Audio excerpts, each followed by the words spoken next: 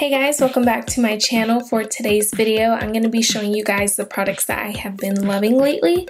So let's get right into the video. I'm going to start off with the eyes. So the first thing I have here is the Anastasia Subculture palette.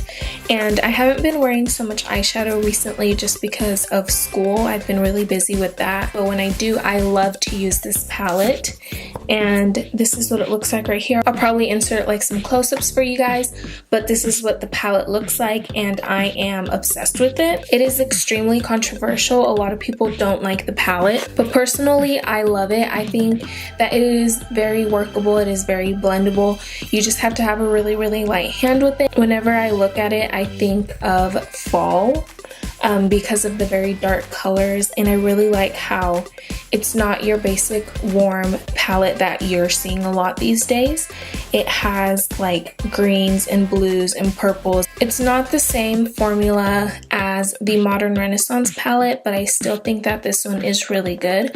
The way that I use it is I don't really do a full eye look using just that palette. I like to go in with other shadows and then go in with this one for the darker colors. Because they're so pigmented, they do get darker the more you build it up. I would say if you're not a beginner or if you're not willing to take a lot of time, I guess you could say, for your eyeshadow, then I wouldn't recommend it. But if you're willing to put in time to blend, and if you're willing to actually use it very gently, then I would highly recommend it because it's such a good palette. And then the next thing that I have are these Stila Magnificent Metal Glitter things. I don't really know what they're called, but I love these. They're so good. It's kind of like a liquid, and it's like a liquid shadow that has glitter in it, and I love it. It's so easy to use. The applicator makes it super easy, especially if you want to do a cut crease, and you can blend those out. Some people say that you can't, but you really can. You just have to work kind of quickly with that, like apply it and then blend it out with a brush. I like to use a synthetic brush to blend it out. They're super good and super pigmented. I have the colors Smoldering Satin and Rose Gold Retro, and they are super easy to work with. You don't get a huge fallout mess unless you do like touch it and like mess with it. So I would do this at the end whenever you're done with your eye look, and you just have to apply the glitter and then just leave it alone for the rest of the day and you won't get any fallout. Next I have the Sephora Color Switch by Vera, and this is what it looks like right here. And I've been loving this because like it says, it's a color switch. For example, you could use a brown color on your eyeshadow brush, and then if you want to switch it to a lighter color or just a different color tone in general, then you could just get your brush. So I used this brush right here today. So you basically just swirl your brush in there dry. So then your brush ends up looking like this. As you can see, it is still stained, but all the color came off. So now I would be able to go in with a different color if I wanted to. And I think that's really great for those of you that may be makeup artists, or like you do makeup on other people, or in general if you just want to be able to like not wash your brushes so often but you want to use different colors, then that is a great tool to use. So the rest of the things that I have are face products. So the first thing I'm going to show you are the foundations that I've been loving recently. The first one I have here is the Urban Decay One and Done Naked Skin, and I have been so obsessed with this foundation. My mom actually uses it. It's not called a foundation, it's kind of like a BB cream in a way, and that never called my attention just because like my mom uses it. She likes really light coverage. I like a fuller coverage, but Urban Decay actually sent them to me. They sent me every color and I tried it out for myself and I'm so obsessed with it now. It's not full coverage, so I do like to go in with a concealer to cover up my redness and my acne and stuff like that, and then I go in with that foundation. I actually filmed a current foundation routine and I'll link it down below, and I use that foundation in that video. It dries down to like a pretty matte satiny finish. Like it leaves your skin not tacky whatsoever, but it also doesn't leave your skin looking dry if you do have dry patches. And it's so weird because it like It's not super dry, but it's also not super dewy, and it holds in your oils. I'm not that oily, but I do get a little bit oily sometimes, but with this foundation I don't get oily, and my makeup stays on all day, and my skin looks super good and super healthy. And then the next thing I have here is the Marc Jacobs golden, what's the color? The next thing I have here is the Marc Jacobs Genius Gel Foundation, and this one, kind of like the Urban Decay one, is also not full coverage. I think this one is a little bit less coverage. However, this one leaves your skin looking super dewy and fresh looking. It makes your skin look so healthy. I love the finish of it, but like I said, it's not full coverage at all. I do also like to go in and cover up my acne and my redness and then go in with that foundation. If you have oily skin, I wouldn't recommend it just because it does make your skin look pretty dewy and like luminous. However, if you do have dry skin, then I would definitely try it out. It does come with a pretty hefty price tag, but I actually found this in Marshall's for $20, and the retail price is like $58, I think. So I guess if you wanted to try it out, go to Marshall's. So for concealer, I have two. I have the Urban Decay Naked Skin and the LA Girl Pro Concealer. So the Naked Skin, I really like that one because again, it's not super full coverage. It's really good for highlighting. It does cover pretty well, but it's not like Tarte Shape Tape. I've been loving this because like the name says, it's called Naked Skin. It makes your skin look like actual skin. It doesn't look cakey whatsoever. I find that I don't get oily. It's also not too dry. It's just like the perfect finish. So the LA Girl Pro Concealer, this one is a fuller coverage for those of you that have a little bit more to cover. They also have concealers that are color correctors if you know you have like dark spots and stuff like that. But I really like this one whenever I want a little bit more coverage. The finish is like a satin finish. It's not too luminous, but it's also not too drying. So I really like that about it, and the coverage is really, really good. And then for powder, I have here the Too Faced. It's the brightening face powder, and this is the one that Too Faced collaborated with Kandee Johnson. I think Kandee had said something like it's supposed to be like, kind of like a filter or like color correct your face or whatever. I don't know, but I like to use this to set my concealer. It is $30 for a setting powder. I think it is limited edition, which sucks, but it's such a good powder. I really like how it looks on my skin. It doesn't leave me looking too cakey. But it does set the concealer really well. It sets it all day. I don't get oily or anything like that. I think if you were like super light, I don't know how that would look on you. It's a yellow powder.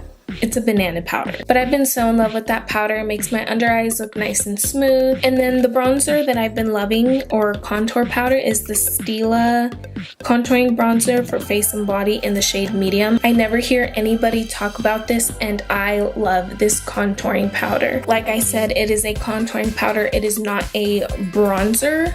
It's super cool toned, but if you do have a medium skin tone, then it's not going to look bad on you as long as you don't go overboard. But I find that it's the perfect color for my skin tone right now, and I've just been really into contouring lately more than just bronzing the whole face. I love the contour chiseled look. I was just shopping around in Ulta one day and I was looking for a new contour powder because I did get darker in the summer, so I wanted something darker than what I already had. And I was just looking around and everything just seemed super orange toned, but then I came across this one and I fell in love. Like, it's such a good contouring powder. I highly recommend it. I think they have 3 shades. They have a lighter one and then one that's darker than this one. And then for blush, I've been loving the Marc Jacobs Air Blush, and this is what the packaging looks like right here. So this one is in the shade Flesh and Fantasy. So these blushes they go from like dark to light, so you could go like on one side if you wanted to, or I just like to mix them together. And the shade is like, it's a little bit bronzy. It's a darker color. I feel like it's a really good fall color. It's not super bright and like it doesn't make a statement, but it's nice and subtle, and I just really like how it gives your skin a little bit of a color, but it's not like crazy like clown blush. And then I also have the shade Kink and Kisses, and this one, if I could get it open, looks like this. And this one is more pink. It's a warm toned pink, but I really like this one whenever I do want some pink cheeks. And the formula of those are really amazing. They're not super pigmented, but they do have pigment to them so that you can build it up and stuff, and it's gonna look really, really good. I don't know that I would tell you like you have to go buy them because they are very pricey. And the next blush that I'm gonna mention is very, very inexpensive. If you do, however, just wanna like splurge on something, if you're looking for a new blush, then I would recommend checking out the Marc Jacobs ones because they are very good quality and they have a good selection of colors. And yeah, so like I said, the next blush I have is from Wet n Wild, and these are super inexpensive. They're like $3, I think. This one is in the shade Mellow Wine. I've been loving this blush for my warm tone looks, and it's actually what I have on today. The quality of these are super, super good. The pigment is definitely there, and the longevity of it is definitely there. I do, however, wish that they would come out with more colors, but the ones that they do have are really good. The quality is so amazing for the drugstore, so I'm gonna tell you, you need them. You really need these blushes because they're amazing. And then the last category of things that I have are highlighter, and I have here the Laura Geller Gelato Swirl Illuminator palette.